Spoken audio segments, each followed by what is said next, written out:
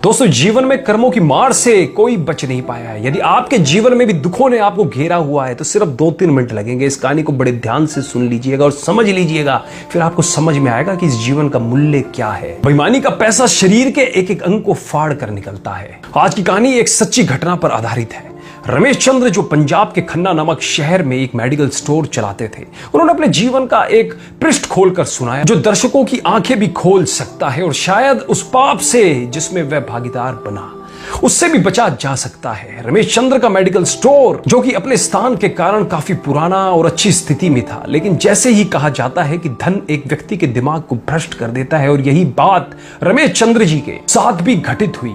रमेश जी बताते हैं कि मेरा मेडिकल स्टोर बहुत अच्छी तरह से चलता था और मेरी आर्थिक स्थिति भी बहुत अच्छी थी। अपनी कमाई से मैंने जमीन और कुछ प्लॉट खरीदे और अपनी मेडिकल स्टोर के साथ एक क्लिनिकल लेबोरेटरी भी खोल ली। लेकिन मैं यहाँ झूठ नहीं बोलूंगा, मैं एक बहुत ही लालची किस्म का आदमी था, क्योंकि मेडिकल फील्ड में दोगुनी नहीं बल्कि कई गुना कमाई होती है। शायद ज्यादातर लोग इस बारे में नहीं जानते होंगे कि मेडिकल प्रोफेशन में 10 रुपए में आने वाली दवा आराम से 70-80 रुपए में बिक जाती है। लेकिन अगर कोई मुझसे कभी 2 रुपए भी कम करने को कहता तो मैं ग्राहक को मना कर देता। खैर, मैं हर किसी के बारे में बात नहीं कर रहा हूं, सिर्फ अपनी बात कर रहा हूं। और यहां इस कहानी में भी हम किसी और को दोष नहीं दे रहे हैं, बस एक कहानी के माध्यम से आपको समझाना चाह रहे हैं।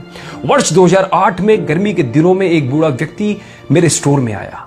उसने मुझे डॉक्टर की पर्ची दी, मैंने दवा पढ़ी और उसे निकाल लिया। उस दवा का बिल 560 रुपए बन गया। बूढ़े ने उसने अपनी सारी जेब खाली कर दी, लेकिन उसके पास कुल 180 रुपए थे।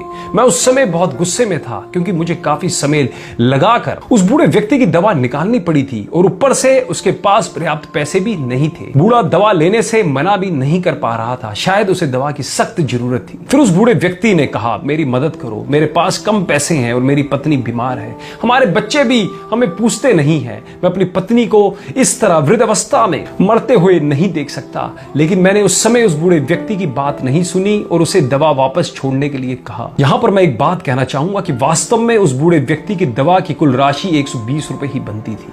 अगर मैंने उससे 150 रुपए भी लिए होते तो भी मुझे 30 रुपए का मुनाफा ही होता। लेकिन मेरे लालच ने उस बूढ़े लाचार व्यक्ति को भी नहीं छोड़ा। फिर मेरी दुकान पर खड़े एक दूसरे ग्राहक ने अपनी जेब से पैसे निकाले और उस बूढ़े आदमी के लिए दवा खरीदी, लेकिन इसका भी मुझ पर कोई असर नहीं हुआ। मैंने पैसे लिए और बूढ़े को दवाई दे दी। समय बीतता गया और वर्ष 2009 आ गया। मेरे इकलौते बेटे का ब्रेन ट्यूमर हो गया।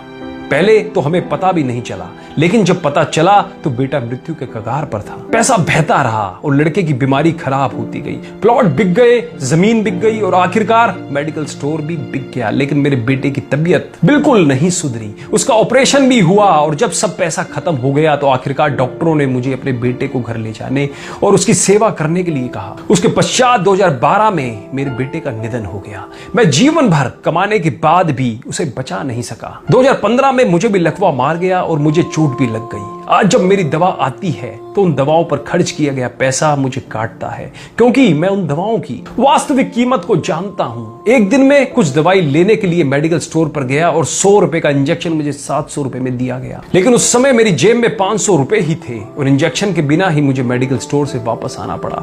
उस समय मुझे उस बूढ़े व्यक्ति की बहुत याद आई और मैं घर चला गया। मैं लोगों से कहना चाहता हूं कि ठीक है कि हम सभी कमाने के लिए बैठे हैं, क्योंकि हर किसी के पास एक पेट है, लेकिन वैध तरीके से कमाएं, ईमानदारी से कमाएं। गरीब लाचारों को लूट कर कमाई करना अच्छी बात नहीं है, क्योंकि नर्क और स्वर्ग केवल इस धरती पर ही है, कहीं और नहीं है। और आज मैं नरक भुगत रहा हूं। पैसा हमेशा मदद नहीं करता, हमेशा ईश्वर के भय से चलो, उसका नियम अटल है, क्योंकि कई बार एक छोटा सा लालच भी हमें बहुत बड़े दुख में धकेल सकता है। जीवन शतरंज के खेल की तरह है और यह खेल आप ईश्वर के साथ खेल रहे हैं। आपकी हर चाल के बाद अगली चाल ईश्वर चलता है। तो एक बार सदैव चिंतन करें, जैसी करनी वैसा ही भरनी, जैसी करनी वैसा फल, आज नहीं तो निश्चित कल।